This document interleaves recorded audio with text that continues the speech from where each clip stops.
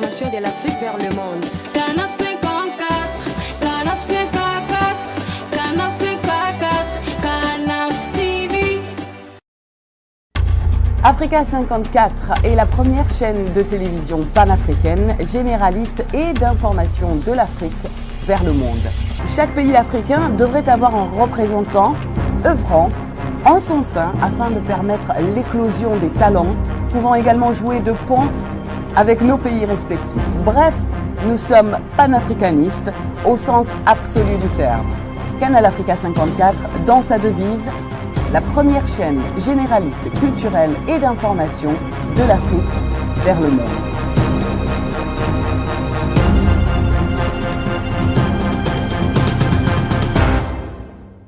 Canal Africa 54 will give to Africans and Afro-Caribbean what they have long been waiting for, expression of their own voice alongside the Western media and elsewhere in the globe. We aim to make the channel professional, sophisticated, contemporary. This channel will offer to viewers a unique experience in digital broadcasting. Our broadcasting and creative departments are dedicated towards having a constant flow of interesting and exciting programs. By using the most sophisticated methods of production, we aim to provide programming which is second to none, developing and enhancing the digital TV services throughout interactive mediums.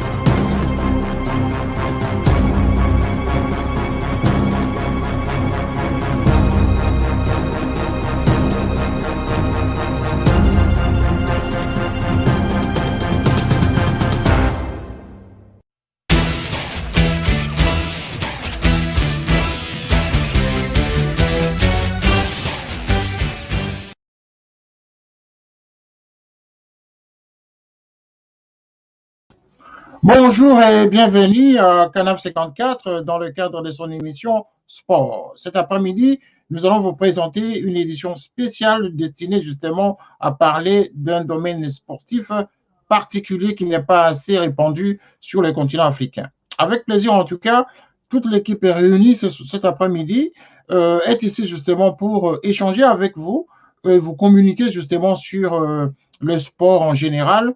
Mais aujourd'hui, nous allons parler du hockey sur glace. Quand on parle du hockey sur glace, on voit l'Amérique du Nord, on voit les pays scandinaves, et ce sont ces pays justement où la température est tellement basse que le sport du hockey est très répandu.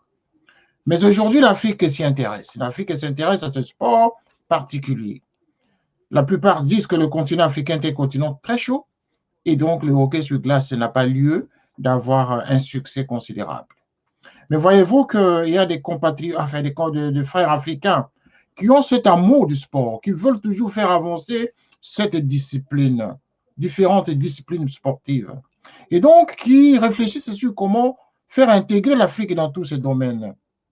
Voilà qu'au Maroc, le pays du Nord, où il fait quand même, qu'il y a une forte température, le Maroc s'intéresse justement à ouvrir le monde africain vers ce sport, cette discipline inédite. Et donc aujourd'hui, nous avons le plaisir de parler avec un spécialiste.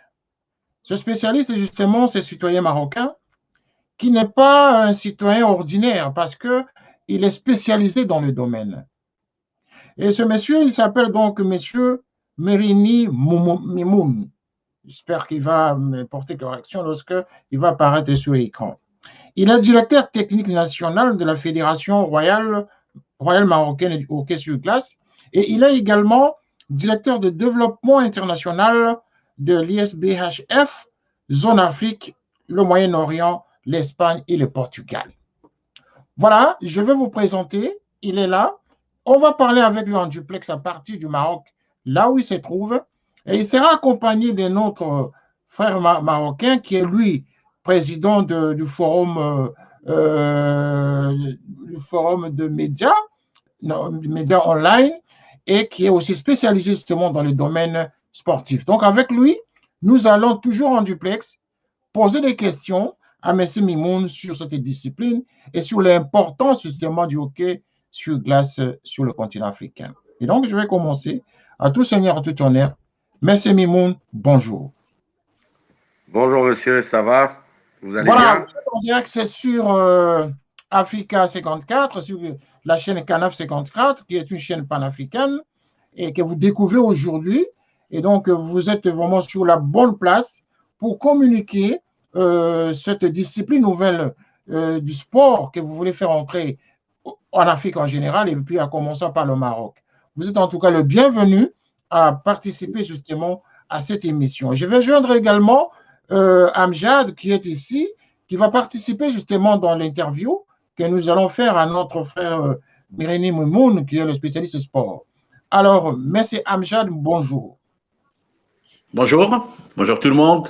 Voilà, vous êtes en direct, vous êtes en direct sur Canal 54, Canal Africa 54. Voilà, nous avons planté le décor. Je vais me retourner en tout cas vers M. Mimoun pour nous brosser un tout petit peu. D'abord, nous parler d'abord de lui. Si la présentation que je venais de faire de lui était cohérente et s'il y avait des choses, des éléments à rajouter, à vous donc l'honneur de le faire. Monsieur Mimoun. Tout d'abord, merci de m'accueillir sur votre chaîne que je découvre et que je pense suivre assidûment à partir d'aujourd'hui parce que c'est vraiment la place privilégiée pour faire passer notre message. Donc, comme vous avez dit aujourd'hui, je suis le directeur technique national de la Fédération royale marocaine de hockey sur glace et je siège à la Fédération internationale du street and ball hockey qui a son siège à Prague en République tchèque. Spécialiste du hockey, il n'y en a pas beaucoup en Afrique. C'est tout à fait normal, ayant eu une formation au Canada sur ce sport merveilleux. Nous avons essayé depuis 2005 d'inclure ce sport dans la liste des sports nationaux ici au Maroc et en Afrique. Et nous œuvrons jour et nuit pour y arriver. Donc, si vous avez des questions, n'hésitez pas si vous avez besoin d'un topo. Bien sûr, hein, nous avons beaucoup de questions. C'est la raison pour laquelle vous êtes invité justement à notre plateau pour en parler parce que nous sommes en tout cas interpellés à l'idée d'implanter le hockey sur glace sur le continent africain. Comme je venais de le dire à l'introduction, en tout cas, nous savons que c'est un sport, en tout cas, qu'on retrouve généralement dans les pays nordiques, là où la température est très basse, où on peut arriver jusqu'à moins 40 degrés, moins 50 degrés. Et donc, mais pour parler de hockey sur glace sur le continent, c'est ce qui nous interpelle en tout cas. Mais pour commencer, j'aimerais aussi faire participer M. Enadi, qui est lui avec nous. Il est donc président du forum presse électronique. Il est avec vous au Maroc, mais à des endroits différents. Et donc, je vais les joindre justement à ce débat pour qu'ils puissent aussi poser la question avant de commencer cette émission. Monsieur Nali, à vous la parole. Bonjour tout le monde, bonjour Monsieur René, bonjour Monsieur Mimoun. Merci pour tout d'abord, je remercie pour votre chaîne Canaf 54 qui a donné l'occasion en fait pour avoir plus de détails concernant cette discipline qui est pour nous en fait assez nouvelle au Maroc. Monsieur Mimoun Mrini, je vais en fait revenir un petit peu en arrière, en 2016. Le sport de hockey, pour nous, c'est une nouvelle discipline ici au Maroc. Alors, comment vous avez eu l'idée d'avoir fondé ou créé une fédération royale marocaine de hockey sur glace, sachant que pour nous, on est en fait en continent africain, on a le football, on a en fait le volley, le handball, plusieurs disciplines. Pour nous, le hockey un petit peu, comment dirais-je, entre parenthèses, ça nous paraît un petit peu bizarre. Alors vous, pour moi, en fait, c'est un défi d'avoir des personnes qui sont spécialisées ou des personnes qui maîtrisent en fait le sport, d'avoir une idée qui peut en fait fonder cette fédération ou cette association. Alors, premièrement, comment vous avez eu cette idée? Voilà. Alors, pour parler de 2016, il faut revenir à 2004. Alors, en 2004, il y a eu la construction du premier centre commercial au Maroc avec une patinoire, le Mégamall à Rabat. Et il y a une patinoire de 800 mètres carrés qui est, on va dire, à 800 mètres carrés et elle est jouable pour des compétitions internationales. Nous avons eu l'idée en 2005 de lancer le premier club de hockey sur glace. À partir de là, quand il y a eu le premier club, c'est tout à fait normal, les gens nous prenaient pour des fous de vouloir lancer le hockey sur glace alors que la patinoire n'était probablement dédiée que pour des activités ludiques, genre du patinage de petits jeunes de 5 à 10 ans. Nous avons lancé le premier club et nous avons vu un grand engouement de la population marocaine. On va commencer déjà par le volet marocain et ensuite on passera au volet africain. Et je vais vous dire pourquoi l'Afrique, il ne faut pas sous-estimer l'Afrique. Au fait, à partir de 2006, nous avons participé à un tournoi international qui s'appelle le tournoi international Pee-Wee à Québec, qui a 70 ans. C'est un tournoi qui dure depuis des années. C'est le tournoi des jeunes de moins de 13 ans le plus connu et le plus noble dans ce sport qui se passe à Québec. Et nous avons amené des petits jeunes à moins 30, à moins 40 degrés pour participer à ce tournoi.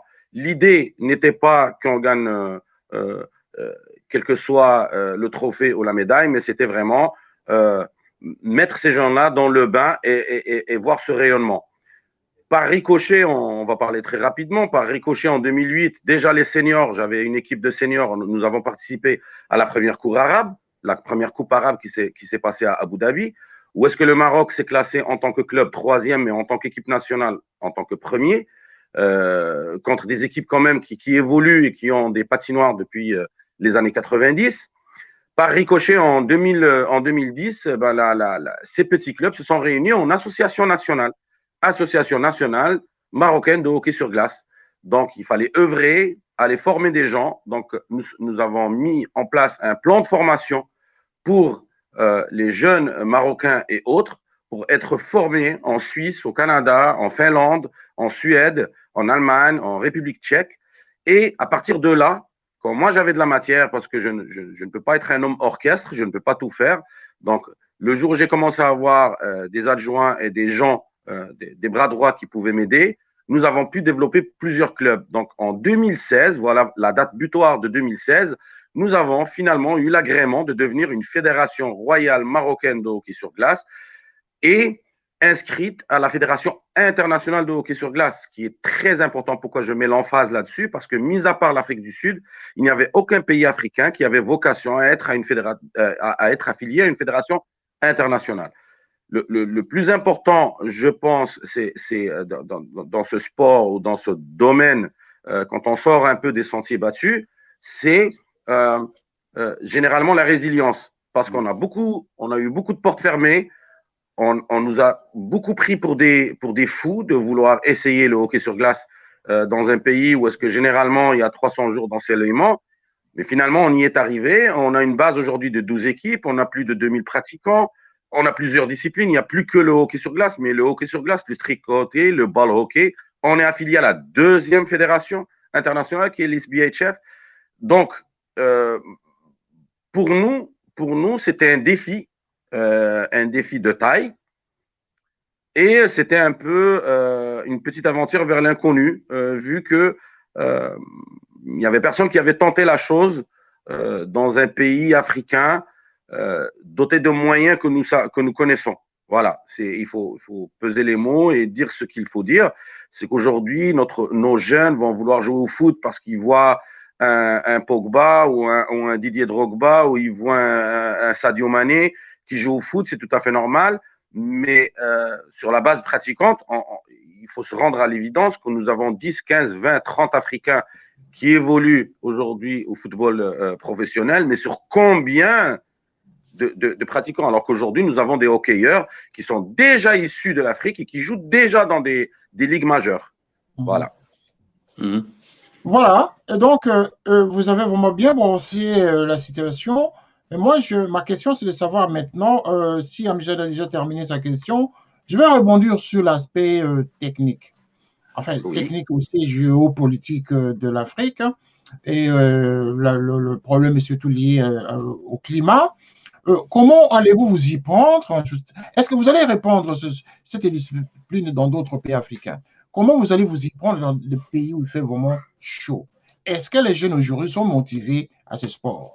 Voilà au moins 2-3 questions pour comprendre comment vous allez vous y prendre. Alors, il est de mon devoir, premièrement, en tant qu'Africain, de répandre ce sport. Et deuxièmement, par mon titre, je suis le directeur du développement à l'international dans une fédération internationale qui s'occupe de l'Afrique, Moyen-Orient, Espagne et Portugal. On va oublier la péninsule ibérique parce que pour des raisons évidentes de moyens mis en place, mais on va parler de l'Afrique. Aujourd'hui, nous avons profité des Jeux africains. Nous avons profité de la tenue des Jeux africains ici à Rabat en 2019 pour tâter le pouls des Africains par rapport à ce sport.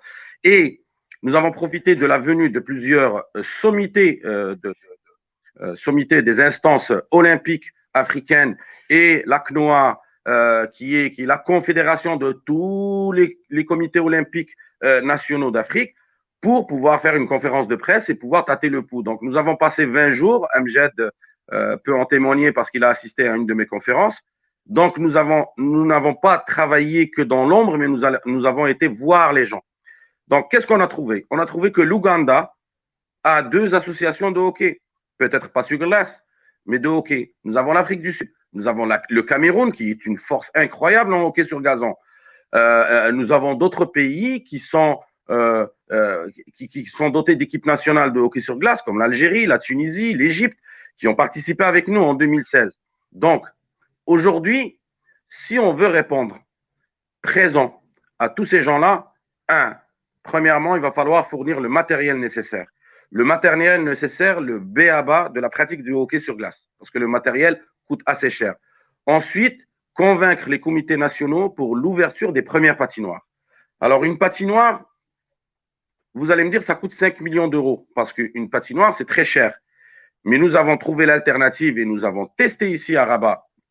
Déjà, nous avons des patinoires synthétiques que nous appelons des patinoires écologiques, où nous pouvons pratiquer la même chose à 50 fois moins le prix. Ça veut dire aujourd'hui, à 100 000 euros, nous pouvons avoir une patinoire de 1000 mètres carrés en Ouganda, au Cameroun, au Togo, chez tous nos amis africains. Et nos amis africains, on est 54. Et c'est de là que je vais revenir. Et c'est là mon rôle aujourd'hui, M. René. Aujourd'hui, au début, c'était moi qui mendiais et qui demandait aux instances internationales de pouvoir nous aider. Maintenant, Dieu merci, le vent a changé. C'est qu'aujourd'hui, 2 instances internationales ont vu que l'Afrique, c'est quand même 54 pays. C'est 54 participants. C'est 54 équipes nationales. C'est 54 drapeaux. Et ils se sont dit, nous, dans tout ce bazar, on est à peu près une dizaine. L'Italie, la France, la Finlande, l'Allemagne, le Canada, la Russie, voilà. Mais là, on a des gens. On a une pépinière parce que le produit brut de toute cette histoire-là, c'est l'être humain. Et Dieu sait que nous, en Afrique, on a de l'être humain. Et on a des jeunes sportifs, et on a des jeunes pratiquants, et on a des gens forts. D'ailleurs, à la conférence, il y avait l'intervention de Colin Geno, qui est un des vice-présidents de la Fédération internationale, qui leur a dit qui est plus fort qu'un Africain. Aujourd'hui, le hockey sur glace demande une force incroyable et demande un souffle incroyable, mais je pense, sans prétention, que 2-3 équipes africaines seront aux Jeux Olympiques à partir de 2030. C'est notre business plan aujourd'hui. C'est pouvoir fournir aux clubs et aux équipes nationales une pépinière de jeunes qui sont capables de pratiquer, mais aujourd'hui, la donne a changé. Au lieu de dire s'il vous plaît, c'est eux qui nous disent s'il vous plaît. Parlez à vos comités nationaux, parlez à vos comités olympiques. Nous sommes là, on veut aider, on veut ouvrir des patinoires, on veut envoyer du matériel, mais à qui? Voilà. Et c'est là notre rôle. Malheureusement, la conjoncture actuelle et les coronas, on ne va pas en parler. C'est une année de perdu, je pense, dans l'âge de tout le monde. Mais nous n'avons pas coupé les liens. Nous parlons à nos amis camerounais, nous parlons à nos amis sud-africains, nous parlons à nos amis ougandais, nous parlons à pas mal de pays et nous sommes en train de construire l'avenir. Et je pense que j'ai parlé à un Japonais qui m'a dit, celui qui dit que l'Afrique, c'est pas dans les 15 prochaines années, it's the next place to be, il se trompe. L'Afrique, c'est la prochaine force des 15 prochaines années. Voilà. Donc, il faut en profiter. Voilà, il faut en profiter. Et donc, vous allez aussi en profiter justement des Canal Africa 54 qui pourrait justement accompagner la visibilité de cette discipline nouvelle qui entre dans notre continent. Voilà. Donc, nous sommes là pour ça. Alors, la deuxième question, avant de passer le relais à Amjad tout à l'heure, je souhaiterais justement savoir par rapport également à beaucoup de gens qui réagissent à cette émission maintenant là, qui posent des questions sur l'organisation. Est-ce que vous avez été parrainé déjà par les chefs d'État africains? Est-ce que les chefs d'État africains aujourd'hui comprennent la nécessité d'une telle discipline? Parce que c'est une discipline qui vient concurrencer en quelque sorte les disciplines sportives déjà établies sur le continent. Est-ce qu'il y a un engouement de la part de dirigeants africains? Oui. Nous avons premièrement ciblé M. Joao, qui est le président des confédérations africaines des comités olympiques. Nous avons sondé tous les chefs de mission et aujourd'hui, il est nécessaire de se renouveler et de se ressourcer. Je pense que c'est une grande erreur aujourd'hui de tabler pour les jeunes sur les sports conventionnels. Aujourd'hui, les sports conventionnels, c'est comme un peu l'ancien bac. Quand on passait le baccalauréat, anciennement, il y avait que dans votre quartier 2-3 personnes qui réussissent le bac. Aujourd'hui, c'est monnaie courante. Donc, le foot n'est plus, ou le basket n'est plus cette discipline qui permet de sortir des jeunes de la rue. Je vais vous raconter une petite anecdote. Aujourd'hui, à Salé, sur la ville où est-ce que nous habitons, Amjad et moi, nous avons rassemblé tous les jeunes de bidonville qui couraient derrière des bus avec des rollers. Nous en avons fait une équipe de hockey sur glace. Eh bien, force de croire que l'équipe de Salé est la championne du championnat marocain de hockey sur glace de 2016, 2017, 2018 et 2019. Une équipe complètement constituée de gens de bidonville. Ça veut dire qu'aujourd'hui, aussi, ces instances ne sont plus orientées que vers des sports conventionnels, mais il faut des sports qui sortent un peu de l'ordinaire parce que nous avons la capacité en Afrique. Il ne faut pas se mentir. En Afrique, nous avons la capacité de sortir nos jeunes de la débauche, de les sortir, surtout pendant l'adolescence, leur fournir un sport qui est un sport noble, parce que c'est un sport très, très noble et qui permet de sortir du lot. Qui d'entre nous n'a pas rêvé un jour de dire à l'école, moi, je fais de l'escrime, moi, je fais de l'équitation. On disait tous, moi, je fais du foot. Et bien aujourd'hui, ces jeunes-là sont capables de se vanter de faire ce sport-là. Et l'Afrique, encore une fois, j'appuie sur l'Afrique. L'Afrique a un potentiel incroyable et c'est là-dessus que je suis en train d'œuvrer par rapport aux instances internationales. C'est qu'ils ont vu en nous encore un potentiel incroyable par rapport à leurs jeunes. Voilà, c'est un potentiel en tout cas par rapport aux jeunes, mais il va falloir que les chefs d'État africains s'organisent et accompagner justement cette volonté que vous exprimez en tout cas de donner du tonus justement à notre jeunesse africaine.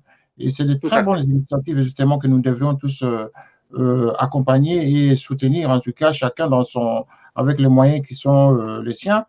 Et ça en tout cas, chapeau pour que l'Afrique justement retrouve sa dignité et son développement dans tous les domaines. Voilà, donc je pense que la première partie de l'émission, telle que nous l'avons prévue, à moins que vous ayez un élément supplémentaire à ajouter, parce qu'après nous allons parler sur un autre aspect de la discipline, justement, vous allez nous parler un peu plus. Si vous avez un autre élément à ajouter pour le moment. Alors, juste une dernière petite nuance très rapide. Il n'y a pas que les chefs d'État africains. Au fait, il y a un programme olympique qui s'appelle la solidarité olympique. Aujourd'hui, nos pays africains n'en profitent pas. D'accord? La solidarité olympique, c'est une caisse au Comité international olympique, une caisse commune, où est-ce que tout le monde met son grain de sel pour le développement du sport. Donc aujourd'hui, un chef africain qui veut une patinoire dans son pays parce qu'il y a l'engouement, parce que j'ai formé des moniteurs et j'ai formé des éducateurs et j'ai formé des coachs, en faisant une demande à son comité olympique de son pays, il est capable d'avoir au moins 50% de financement. Et c'est extraordinaire parce que 50% de la patinoire, en y rajoutant, nous fournissons le matériel à la Fédération internationale, qu'est-ce qui reste? Il ne reste pas grand-chose. Il reste des clopinettes pour arriver à sortir les jeunes. Voilà, c'était mon dernier mot. Mais nous y œuvrons et les gens vont être surpris. Oui, il y a beaucoup de chefs d'État qui ont répondu présent. Ils sont d'accord pour lancer ce genre d'aventure. Eh bien voilà, donc on va revenir dans une minute, le temps d'une petite pause. À tout à l'heure. D'accord.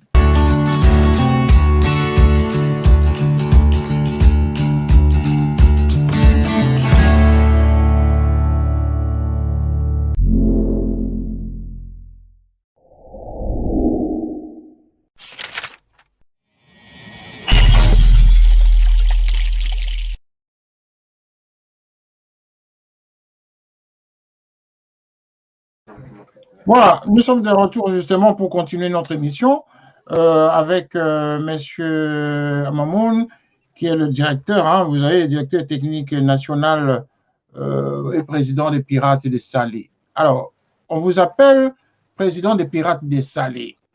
Qu'est-ce que ça veut dire? Parce que là, il y a une confusion, il y a beaucoup de gens qui veulent comprendre c'est quoi ça, les Pirates des Salés. Vous avez plus parlé du hockey, mais en même temps, vous avez plusieurs casquettes. Qu'est-ce que ça veut dire les Pirates des Salés, messieurs Momoun? Les Pirates de Salé, c'est l'équipe de hockey sur glace dont je vous ai parlé tout à l'heure. Les Pirates de Salé, pourquoi nous les appelons pirates? Parce que la ville de Salé est connue pour sa piraterie depuis l'Antiquité. Et toute équipe de sport à Salé s'appellera par ricochet les Pirates, parce que nous avons encore des vestiges des pirateries avant l'arrivée des Mérinides. Nous avons encore des vestiges et des châteaux forts au bord de la mer.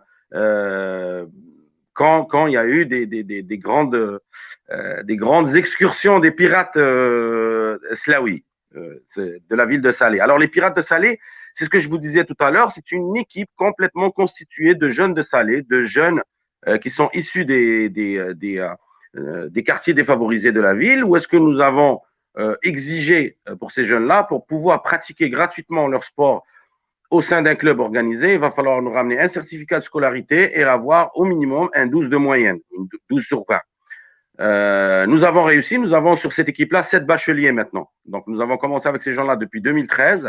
Il y a des jeunes qui ont quitté parce qu'ils sont devenus seniors maintenant et qui jouent ailleurs. Mais nous avons réussi à sortir ces gens-là, 1, des quartiers défavorisés, 2, de la rue, et 3, les ramener à l'école. C'était notre condition. Un équipement de hockey, ça coûte énormément cher. On leur a fourni les équipements de hockey, le transport, le système médical, la protection médicale adéquate, le suivi. Nous avons voyagé avec ces jeunes-là, les Pirates de Salé. On a été à Paris, on a été à Prague, on a été à Náchod, à Hradec-Králové. Ça veut dire qu'on a été à plusieurs villes avec ces jeunes-là qui ont joué des tournois. Et pour eux, c'est une chance inouïe. Je veux dire, aujourd'hui, un jeune issu de bidonville qui rêvait peut-être d'être un immigrant clandestin et de passer la Méditerranée. Maintenant, il prend son avion, il est habillé en équipe nationale du Maroc et traverse la Méditerranée en avion et arrive ailleurs et il joue dans des tournois internationaux. Et ça, c'est important pour nous. Je pense aujourd'hui, on peut s'en vanter, mais il y a encore beaucoup de travail à faire. Donc, c'est ça les Pirates de Salé. Ah ben voilà, c'est-à-dire que ce n'est pas au sens péjoratif qu'on vous appelle le président des Pirates de Salé. Parce que quand on dit pirate, ça sous-entend tout, n'est-ce pas? Tout à fait, tout à fait. On a compris la signification des pirates pour lesquels vous êtes le président, justement, pour aider les jeunes gens à sortir de la délinquance et puis à se retrouver dans la société. Voilà. Donc, je reviens maintenant à Enadi Amjad de poser la question. Hein, Amjad, si vous avez des questions à poser à M. Mamoun, à vous la parole. D'accord, merci. En fait, moi, je vais un petit peu se focaliser sur l'aspect technique, comme tu as dit, M. René, sur l'aspect technique de la discipline. Alors, moi, je suis, par exemple, je parle des jeunes, hein. On n'est pas, moi, je ne suis pas un jeune. Je parle des jeunes qui souhaitent pratiquer cette discipline. Alors, d'abord, comment intégrer le club? D'accord? Est-ce que vous pouvez plus nous donner de détails concernant l'intégration du club, d'accord, ou de l'équipe, ainsi de nous expliquer en fait les différentes règles, combien de joueurs, l'arbitrage et tout ça, d'accord? Donnez-nous plus de détails concernant cette nouvelle discipline. Voilà, Monsieur Mimoun. Merci. Alors, c'est simple. Intégrer le club, il faut venir au siège du club les jours des entraînements, qui sont pratiquement tous les jours. Ensuite, l'adhésion est gratuite. C'est une décision qui a été prise en commun accord avec la fédération. Tous les clubs aujourd'hui nous avons zéro frais de cotisation ou zéro frais d'inscription. D'accord? Il faut avoir entre 4 ans et 25 ans. Il faut être en bonne forme parce qu'on demande un certificat médical, mais au cas où que la personne vient de quartier défavorisé, nous avons un médecin de fédération qui est capable, c'est un professeur qui est très connu, qui a fait de la médecine de sport depuis 40 ans, qui va vous passer votre test médical. Ensuite, vous êtes pris. Nous avons 3 bassins. En fait, c'est un bassin qui verse dans un bassin, qui verse dans un bassin. Lorsque vous intégrez, avant de marcher, il va falloir patiner. Avant de courir, il va falloir marcher. Donc, avant de jouer au hockey, il va falloir patiner. Donc, vous êtes dans le premier bassin, on vous apprend à patiner. Ensuite, vous passez au deuxième bassin, qui est l'introduction au hockey sur glace. Ensuite, selon la catégorie d'âge et selon la rapidité d'apprentissage, on va vous lancer dans d'autres… En fait, c'est une manière de juguler vers les clubs les personnes qui sont plus ou moins d'être proches des clubs. Ça veut dire que aujourd'hui, si vous êtes de Rabat et que vous avez un niveau moyen, on va vous envoyer à l'équipe de Rabat. Pas besoin de vous déplacer à Salé. Nous avons des équipes à Rabat, à Salé, à Kenitra, à Mohamedia, à Casablanca, à Agadir. Donc, nous essayons au maximum que logistiquement, vous y trouvez votre compte. Mais au début, vous êtes chapeauté par la fédération qui va permettre de vous jauger vraiment et de vous envoyer là où il faut. Question, vous avez évoqué en fait le problème d'infrastructure concernant ce sport. Alors, comment, depuis, moi je vais parler de la création de la fédération, je pense en février 2016, c'est ça? Jusqu'aujourd'hui. Oui. Comment vous voyez l'avenir de hockey sur glace au Maroc et en Afrique? Voilà. Alors, de 2005 à 2018, nous avions 2 seules patinoires au Maroc. Une à Rabat et une à Casa. Ensuite, je me suis déplacé parce que j'ai entendu parler d'une glace synthétique qui est tout simplement un panneau de polypropylène autolubrifié qui permet de patiner de la même manière sur la glace, mais dehors. Ça veut dire en plein air. Ça nous a donné une idée. Je suis parti à Séville en Espagne et je suis parti à Luzerne et à Zurich voir 2 entreprises qui sont les 2 entreprises les plus connues au monde pour ce genre de patinoire et j'ai homologué ces patinoires. Homologué, ça veut dire que nous avons fait des tests pendant 2 jours sur ces patinoires pour arriver à la conclusion qu'ils sont praticables. Donc aujourd'hui, les infrastructures, si j'ose dire, jusqu'en 2017-2018, nous avions peur parce qu'une patinoire parlait, par exemple, aller en Ouganda ou aller au Togo et parler d'une patinoire de 5 millions de dirhams, 5 millions d'euros. 5 millions d'euros pour un sport nouveau dans un pays comme le Togo, même comme le Maroc ou la Tunisie, c'est énorme. Mais maintenant, nous pouvons avoir des infrastructures à 100 000 euros. 100 000 euros, c'est pratiquement rien du tout. C'est même pas un terrain de foot. Un terrain de foot bien gazonné, bien utilisé, avec les grillages, avec les kiosques, avec tout, coûtera plus cher qu'une patinoire. Donc là, l'infrastructure, aujourd'hui, nous en avons 2 de glace, nous en avons 3 déjà installés et 9 qui vont être installés au Maroc. Nous sommes en pourparlers avec le Cameroun pour en installer une olympique de 1800 mètres carrés. Nous sommes en pourparlers aussi avec le Congo pour pouvoir amener une grande patinoire à Kinshasa, ne serait-ce que de location. Pourquoi de location? Parce que c'est un geste marketing que j'ai appris au Canada. Au fait, au Canada, avant d'acheter votre voiture, on vous la loue pendant 1 mois. Et puis, si vous êtes satisfait, je suis sûr que vous continuez. Donc, charge à nous de faire aimer ces jeunes-là le patinage et le hockey sur glace. Et ensuite, bien sûr, les instances de leur pays vont suivre parce que le coût maintenant a été divisé par 50. On ne parle plus de 5 millions d'euros ou de 10 millions d'euros, on ne parle que de 100 000 euros. Et comme j'ai dit, ce n'est même pas un terrain de foot. D'accord. Je ne sais pas si M. René a des questions à poser, sinon on passe… Voilà, donc je voudrais justement enchaîner à la question de Enadi tout à l'heure. Moi, mon problème, c'est de savoir comment vous allez vous répandre sur le continent. Est-ce qu'il y a de l'engouement de l'autre côté de l'Afrique, en dehors du Maroc, le pays nordique, tout ça? est-ce qu'il y a de l'engouement? Quand je parle d'engouement ici, c'est au niveau de la jeunesse. Vous savez, la jeunesse africaine est habituée au sport et surtout que vous avez décrit tout à l'heure la jeunesse de Salé, avec laquelle vous travaillez de manière,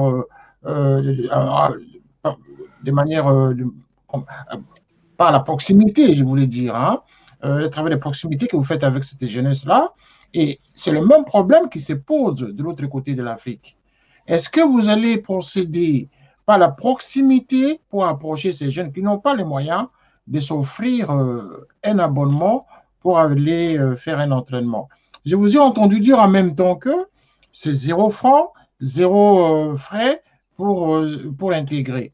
Mais non, mais est-ce qu'il y a de l'engouement auprès de la jeunesse de l'autre côté du continent? C'est ça mon problème. Est-ce que la jeunesse de l'autre côté comprend la nécessité d'intégrer de cette nouvelle discipline? Alors, je vais vous citer un exemple. Vous pouvez aller sur Facebook. C'est quelqu'un qui s'appelle Captain Amon.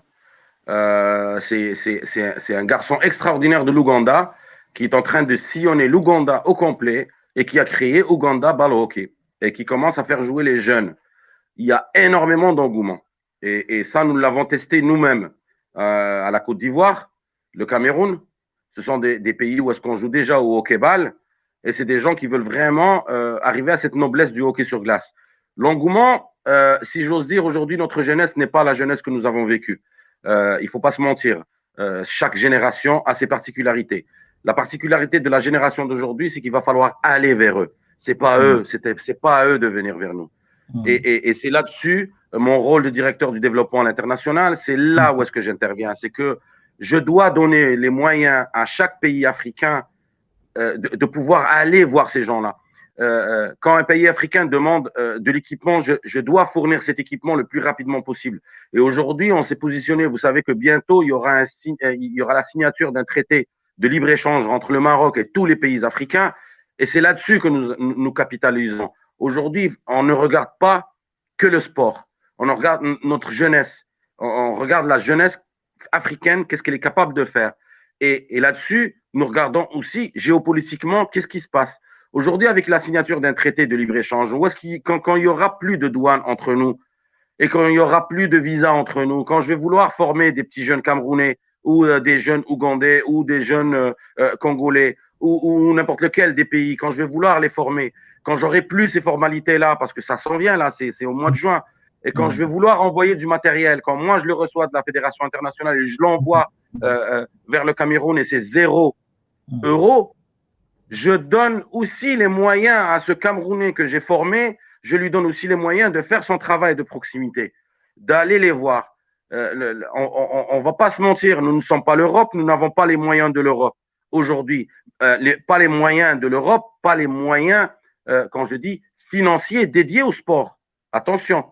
Mais les moyens humains, aucun continent sur la planète ne peut même arriver à la cheville de l'Afrique. Et ça, moi, je l'ai vu de mes propres yeux. Aujourd'hui, quand on s'est présenté à la Coupe du Développement en 2017, où est-ce que nous avons remporté la médaille d'or, on a remporté la médaille d'or contre l'Irlande. L'Irlande qui joue au hockey sur glace de manière organisée avec 38 équipes depuis 1934. Et on a été capable de les battre en phase de groupe et on était capable de les battre en finale 11 à 4 avec des jeunes africains. C'est pas des Pierre, Jean-Jacques, Paul, c'est des purs produits marocains et africains, africains et marocains, c'est la même chose. Maintenant, l'engouement, si nous ne le créons pas par une dynamique de proximité et une stratégie de proximité, cela ne sert absolument à rien. Aujourd'hui, si j'envoie 100 000 € de matériel à mon ami au Cameroun et qu'il le met dans un vestiaire et qu'il fasse profiter que des jeunes de milieux très favorisés ou de milieux très riches, cela ne me sert absolument à rien. Aujourd'hui, je veux que l'assiette de mes pratiquants africains soit la plus populaire possible. Pas la chouchouter. On ne va pas se mentir, on est tous africains. Un fils de ministre, s'il a envie de jouer au hockey sur glace, il va monter en Finlande, ça prend un avion, un hôtel 5 étoiles, il y est. Moi, je veux que le petit jeune du bidonville qui n'a jamais vécu ça, qu'il le vive, qu'il le sente. Et comme a dit notre président de la fédération, une fois dans une interview, j'ai trouvé ça extraordinaire. Et c'est une particularité peut-être dans les pays qui sont à forte population musulmane. Il leur a dit, moi, chaque joueur Chaque enfant que je sors de la rue, c'est un enfant que je vole à Daesh. C'est un enfant que je vole à l'intégrisme. C'est un enfant que je vole à l'alcoolisme. C'est un enfant que je vole à la délinquance. Et c'est là-dessus qu'il faut œuvrer. Voilà. Et l'Afrique est prête pour ça. Il faut juste qu'on se donne les moyens d'être frères comme on est. J'ai vu des trucs extraordinaires pendant les Jeux africains où est-ce qu'il y avait une amitié, une fraternité incroyable quand on est entre nous. Voilà. Il ne faut pas se leurrer. Quand on est entre nous, on est très, très bien. Et bien voilà, quand on est entre nous, on est très bien, ça c'est vrai. L'Afrique a toujours été un continent de solidarité, un continent d'amour fraternel entre les différents pays. En tout cas, les 54 États africains n'ont pas de problèmes entre eux, hormis les conflits qui nous sont imposés par l'extérieur, très souvent, qui viennent nous perturber sur le continent. Voilà, donc là n'est pas le problème aujourd'hui, en tout cas, ce n'est pas une question politique. Mais je reviens quand même à Nadi Amjad, justement, qui probablement a une question à vous poser sur cet aspect-là. Oui, effectivement, moi je vais poser la question par rapport au programme de la Fédération royale marocaine du hockey sur glace. Par rapport au programme, on sait que cette année c'était exceptionnel, d'accord. Il y avait en fait du confinement et tout ça. Ça c'est mondial. Est-ce que vous avez en fait un programme pour en fait l'année qui vient, 2021-2022 ou l'année prochaine? Est-ce que vous avez... Oui, tout à fait. Alors, le programme ici. Alors, tout à fait. Le programme, non seulement il est établi, mais il nous est imposé. Nous sommes quand même affiliés à une fédération internationale, même 2 fédérations internationales. Nous sommes aussi affiliés au ministère de la Jeunesse et des Sports et nous faisons partie du Comité national olympique marocain. Donc, aujourd'hui, dans la plupart des sports, tout ce qui a été prévu en 2020 a été décalé en 2021. Aujourd'hui, la particularité de certains sports, c'est que nous avons Tokyo, nous avons les Masters, nous avons les championnats du monde. Ça va être très engorgé. Alors, le programme est simple. Nous avons une promesse claire, nette et précise de la part des autorités locales et nationales qu'une fois 75% de la population vaccinée, nous allons reprendre nos activités de la manière la plus normale. Donc, bien sûr, reprise du championnat, reprise de la Coupe du Trône, reprise des championnats internationaux et surtout, je suis en train de parler avec 7 pays africains. Je suis désolé, je ne peux pas citer aujourd'hui, mais nous avons 7 pays africains qui veulent participer à la deuxième édition de la Coupe d'Afrique des Nations. Donc, si tout va bien, si Corona virus nous laisse tranquille, nous laisse travailler, nous avons un programme mais très chargé. Je pense que même à la Fédération internationale, ils nous ont dit vous ralentissez un peu la cadence parce que si à partir d'avril vous faites 2 rendez-vous par mois, nationaux et internationaux, nous allons être surbookés, mais on s'en fout, nous avons une année de repos. Une année, bon, c'est pas une année de repos parce qu'on s'est quand même entraîné, nous avons entraîné les jeunes, nous avons fait beaucoup de séminaires, nous avons fait beaucoup de live, nous avons fait beaucoup de Zoom et de Google Meet et tout, juste pour garder cette flamme. Là, on s'entraîne live. Maintenant, les entraînements ont repris avec distanciation sociale. Il y a tout un protocole que nous avons posé. Mais le programme est plein. Aujourd'hui, nous avons les championnats du monde au Canada, à Toronto. Nous avons les Masters qui vont être joués à Luzerne en Suisse. Nous avons la Fédération internationale de hockey sur glace qui fait son assemblée générale bientôt en Finlande. J'en profite aussi pour envoyer certains moniteurs et certains arbitres pour suivre et parfaire leur formation. Donc aujourd'hui, oui, nous n'attendons que le feu vert. Le programme est bien établi et chez les instances, validé chez les instances concernées. Voilà, c'est bien dit. Mais maintenant, nous allons passer aux réactions des gens qui écoutent cette émission et qui suivent en même temps l'émission parce qu'il y en a qui suivent à travers la radio Canal Africa 54 et il y en a qui suivent justement en direct tel que nous sommes sur satellite à travers Télé Saturne et également sur Canal Africa 54. Donc, cette émission est très suivie, en tout cas, à travers le monde, hormis les réseaux sociaux. Maintenant, nous avons beaucoup de réactions, messieurs Momoun. Nous avons au moins une trentaine de réactions. Il y a un jeune qui m'écrit, qui pose la question à partir du Côte d'Ivoire. Voilà. Il dit, moi, j'habite à Cocody, en Côte d'Ivoire. Si je voudrais m'intégrer dans cette discipline sportive, que devrais-je faire? Voilà la question. Alors, premièrement, je devrais savoir cette ville de Cocody, elle est à combien d'heures de voiture ou de vol ou de distance d'Abidjan? Non, Cocody, c'est Abidjan, hein, c'est un arrondissement, c'est comme Salé à Rabat. Hein. D'accord. Donc, voilà, c'est un peu ça. Cocody, c'est voilà. Alors, c'est simple, il faut prendre contact avec le Comité national olympique de Côte d'Ivoire. Il y a un très beau programme de hockey qui se fait là-bas. Et aujourd'hui, ce jeune peut commencer à jouer au hockey avec ses pieds. Ça veut dire jouer le street hockey et le ball hockey en attendant l'arrivée des premières glaces en Côte d'Ivoire. Et je peux vous dire que la Côte d'Ivoire est le premier pays lors de la conférence de Rabat de 2019 qui a sollicité l'affiliation à la Fédération internationale. Ça veut dire que c'est quand même le premier vice-président du Comité national olympique ivoirien qui a demandé, voilà, donnez-moi le formulaire, nous voulons rejoindre votre grande famille de hockey.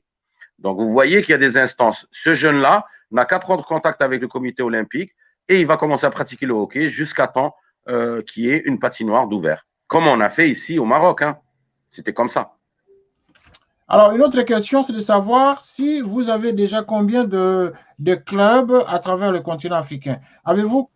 Si vous avez procédé par l'installation de clubs ou de bureaux de représentation, ou voilà, il parle de bureaux de représentation ou de clubs. Est-ce que vous avez des points de chute dans quel pays comme ça en Afrique?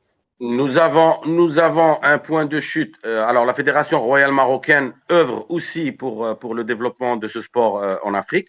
Donc, nous avons le Maroc, l'Algérie, la Tunisie, l'Égypte. Nous avons, comme j'ai dit tout à l'heure, le Cameroun. Nous avons l'Ouganda et nous avons la Côte d'Ivoire aussi. Donc, ce sont des gens avec qui nous travaillons de manière très étroite, au moins une réunion par mois, donc pour pouvoir promouvoir ce sport. Donc, si on parle du Maroc, au Maroc, nous avons 12 clubs. 12 clubs au Maroc, ça veut dire 12 clubs affiliés avec joueurs, présidents, associations bien connus. En Algérie, il y a l'association nationale algérienne de hockey sur glace. La Tunisie aussi, l'Égypte aussi. Ensuite, tout dépend du pays. Quand je parle par exemple de la Côte d'Ivoire, alors la Côte d'Ivoire ne veut pas, comme il se passe ici au Maroc. Au Maroc, ici, nous avons la Fédération royale marocaine de hockey sur glace qui s'occupe aussi du street hockey. Mais nous avons aussi la Fédération royale marocaine de hockey qui est sur gazon. Alors, en discutant avec ce charmant monsieur du comité olympique ivoirien, il a pris l'initiative de dire on va garder une fédération ivoirienne de hockey. Et quand je dis hockey, c'est hockey sur gazon, hockey street, roller hockey, ice hockey, et on continue. Parce qu'au final, la pratique est la même. Le b.a.-ba et la technicité est la même, sauf les surfaces qui changent. Voilà.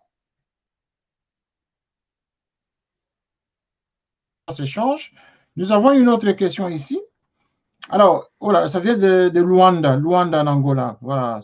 C'est un jeune qui pose la question de savoir est-ce que peut-on gagner sa vie en jouant au hockey? Comment peut-on gagner sa vie en jouant au hockey pour une telle discipline, pour une nouvelle discipline comme le hockey? Comment peut-on gagner sa vie? Et comment peut-on changer sa vie? Voilà ça qu'il veut savoir. Alors j'en connais au moins 3 produits purs marocains. Alors, il faut savoir que quand on parle de hockey, parlons déjà du sport pour que je puisse répondre bien comme il faut à ce jeune.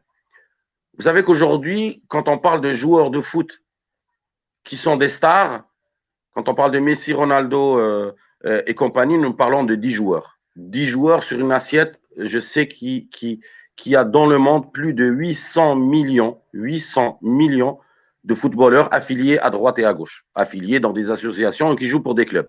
Donc aujourd'hui, gagner sa vie, moi, en tout cas, mon expérience personnelle, nous avons 3 joueurs issus du Maroc maintenant qui jouent de manière professionnelle et qui gagnent très très bien leur vie. Pour gagner sa vie au hockey sur glace, il va falloir beaucoup de résilience, beaucoup de patience, beaucoup de travail, rejoindre des clubs d'élite, venir au on est africains, on est tous africains. Quand on passera par une formation bien comme il faut sur l'ensemble du continent, nous aurons cette pépinière pour bien gagner sa vie. Oui, nous gagnons très bien notre vie en jouant au hockey sur glace. Oui. Il suffit de voir l'Amérique du Nord, les gens ne sont pas moins payés que des joueurs de foot. Voilà, et donc il nous reste 5 minutes d'émission. Et sur les 5 minutes d'émission, j'aimerais que Enadi pose sa question justement pour voir un autre angle qui n'a pas encore été traité ce soir.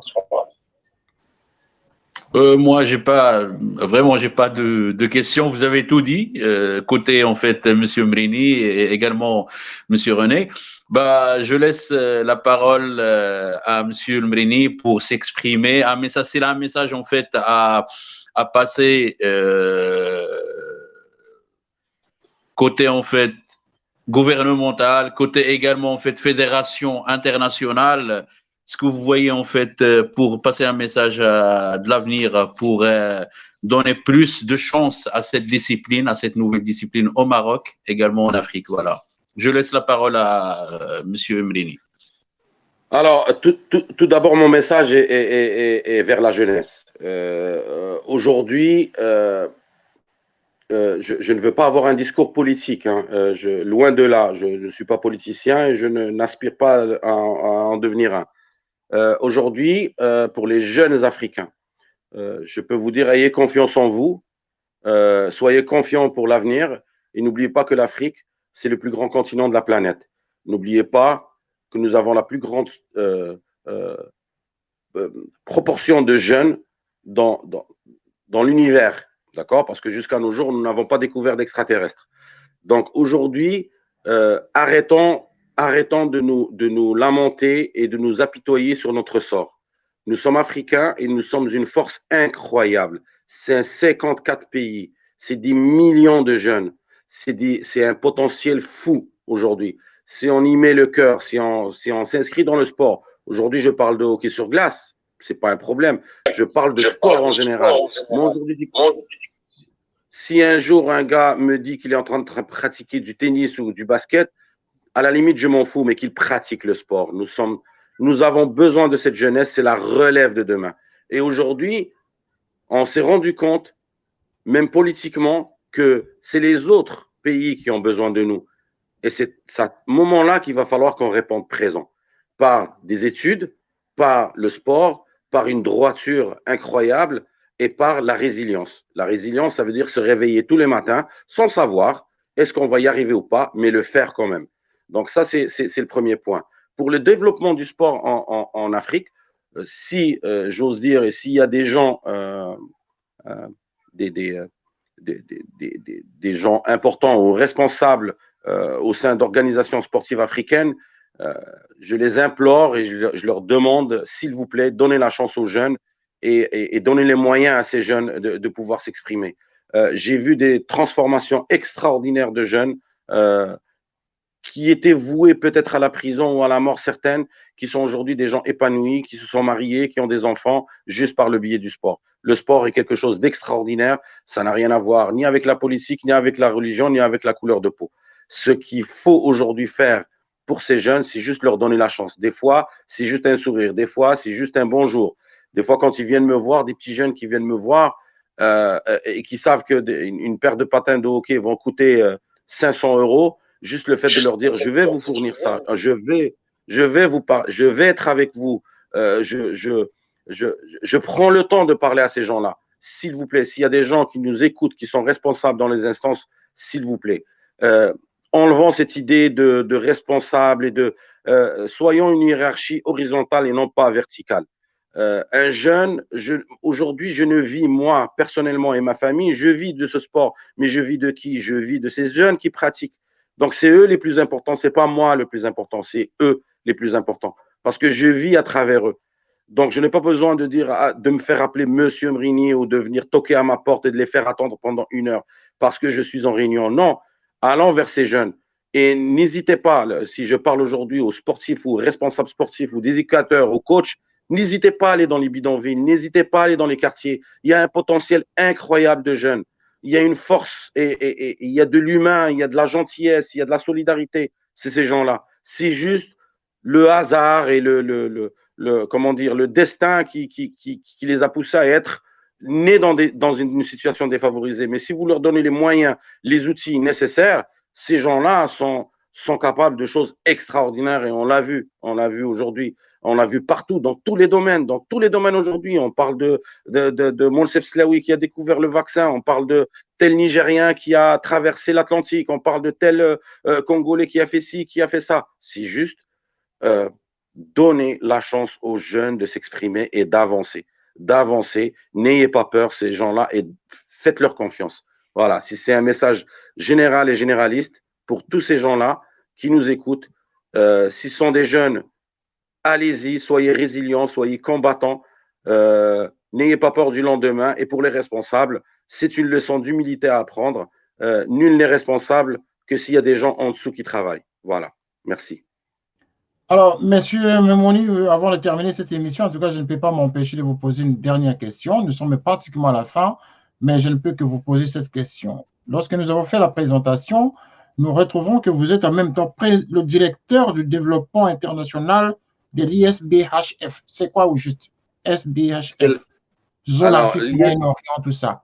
Pour une seule personne, c'est beaucoup? Pardon? Pour une seule personne, non, c'est pas beaucoup. C'est de responsabilité. Ah non, c'est pas beaucoup de responsabilité parce que tout au fait, c'est comme un cubicube. Au fait, tout s'incruste et tout s'enclenche un dans l'autre. L'ISBHF, c'est l'International Street and Ball Hockey Federation. C'est la fédération internationale de street et ball hockey. Et pour jouer au hockey sur glace, il faut commencer par jouer dans la rue et jouer avec une balle avant d'y arriver. Donc, c'est deux fédérations. Je siège à la fédération internationale du street and ball hockey. Et ça ne fait absolument pas. Moi, si j'avais besoin, si j'avais une demande à faire à Dieu, c'est de rajouter un petit 2 heures ou 3 heures sur les 24, qu'on puisse avoir 26 heures ou 27 heures dans une journée, que je puisse terminer tout ce que nous avons à faire. Eh bien voilà, le plaisir est pour nous. Nous sommes à la fin de l'émission. Monsieur Amjad, en tout cas, merci d'avoir participé dans cet entretien avec M. Mimoun. Et tous les Africains suivent ce message. Nous sommes tous très contents de découvrir cette nouvelle discipline qui entre sur le continent africain. Merci en tout cas, mon cher ami. Je peux vous appeler mon cher ami parce que nous allons probablement vous accompagner à travers cette chaîne qui s'appelle Canal Africa 54, en représentation bien sûr des 54 États africains. Vous êtes le bienvenu à tout moment. Canal 54 est disposé justement à accompagner la visibilité de cette nouvelle discipline sportive qui vient sur le continent pour aider les jeunes. Merci encore une fois. Et merci au peuple marocain. Et merci à Canal 54. Et bien sûr, nous allons prendre contact. Et je vous remercie pour ce rayonnement. Je vous remercie pour tout ce que vous faites aussi pour le continent africain. Merci en tout cas. Nous sommes pratiquement à la fin de cette émission et je remercie particulièrement tous ceux qui nous ont écrit, pour lesquels je n'ai pas pu en tout cas lire toutes les questions. Nous sommes à la fin. La régie ne me permet pas de continuer à lire les questions, mais sinon, il y en a beaucoup. Cette émission a attiré beaucoup de gens à écouter. En tout cas, merci beaucoup pour nos amis qui nous ont suivis hier à travers notre émission, l'émission d'hier qui a suscité encore beaucoup de gens. Et donc, je vous remercie tous pour votre fidélité et continuez donc à regarder le programme de Canal Africa 54. Nous sommes là à votre service et nous sommes là justement pour vous informer sur tout ce qui se passe sur le continent africain. Cette discipline sportive vous concerne tous. Contactez le responsable tel que vous avez suivi cette émission. Si vous avez besoin d'autres informations, contactez la direction de Canal Africa 54. Nous allons donc transmettre le message au Maroc. Merci et bonsoir chez vous. Au revoir. Canal 54 TV, la première chaîne généraliste culturelle et d'information de l'Afrique vers le monde. Canal 54, Canal 54, Canal 54, Canal TV. Africa 54 est la première chaîne de télévision panafricaine, généraliste et d'information de l'Afrique vers le monde.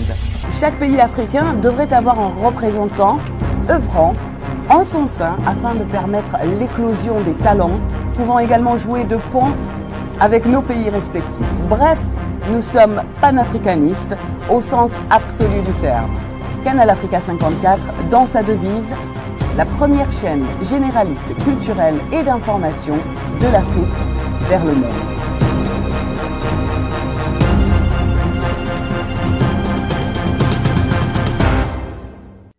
Canal Africa 54 will give to Africans and Afro-Caribbean what they have long been waiting for, expression of their own voice alongside the Western media and elsewhere in the globe. We aim to make the channel professional, sophisticated, contemporary. This channel will offer to viewers a unique experience in digital broadcasting. Our broadcasting and creative departments are dedicated towards having a constant flow of interesting and exciting programs. By using the most sophisticated methods of production, we aim to provide programming which is second to none, developing and enhancing the digital TV services throughout interactive mediums.